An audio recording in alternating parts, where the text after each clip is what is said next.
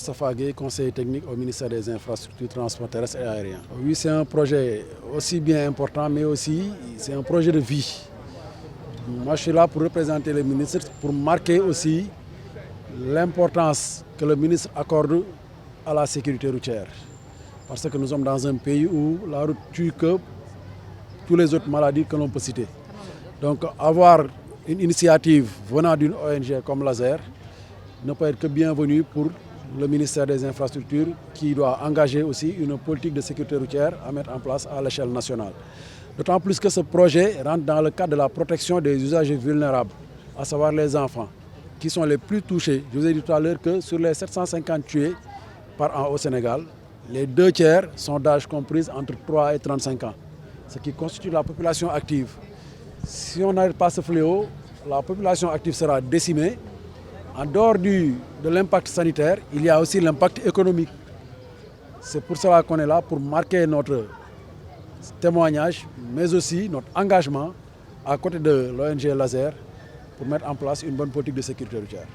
Il consiste à aménager les abords des écoles, les endroits fréquentés par les enfants. Le concept de la zone 30 a fini de faire ses preuves un peu partout dans le monde.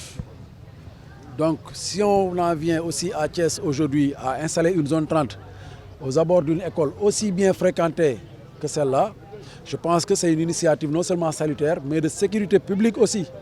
Parce que les enfants sont des usagers très difficiles à manager, à gérer.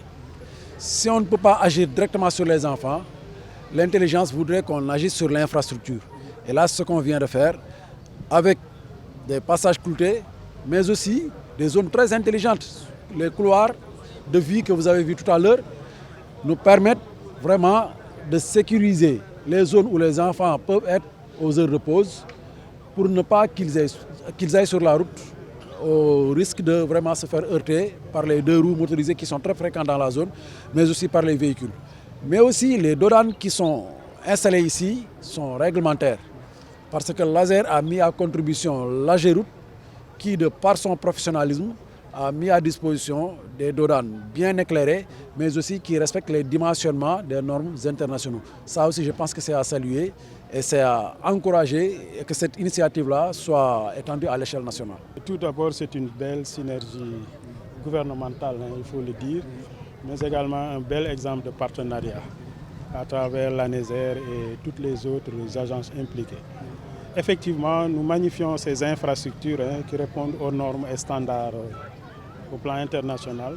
Maintenant, l'enjeu, comme il l'a indiqué tantôt, c'est comment faire en sorte que ces infrastructures, ces aménagements soient utilisés à bon escient par les élèves. Et c'est là où intervient l'éducation, en termes vraiment d'éducation, d'information, de sensibilisation, dans une perspective surtout de prévention. Et à ce niveau, vraiment, nous allons développer en tout cas toutes les actions nécessaires pour qu'à travers nos stratégies pédagogiques, à travers également nos dispositifs qui existent, les conseils de gestion, les gouvernements scolaires et autres, faire en sorte vraiment d'activer tous ces organes, mais également tous ces dispositifs pour que ces infrastructures soient véritablement utilisées afin que les objectifs visés soient atteints.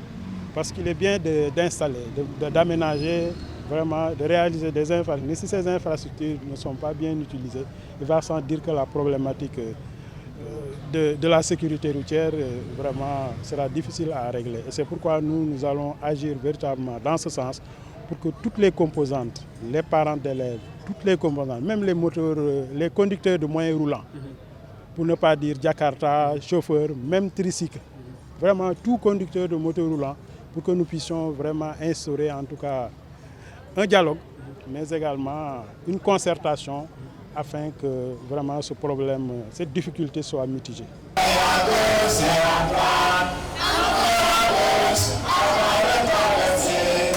Souviens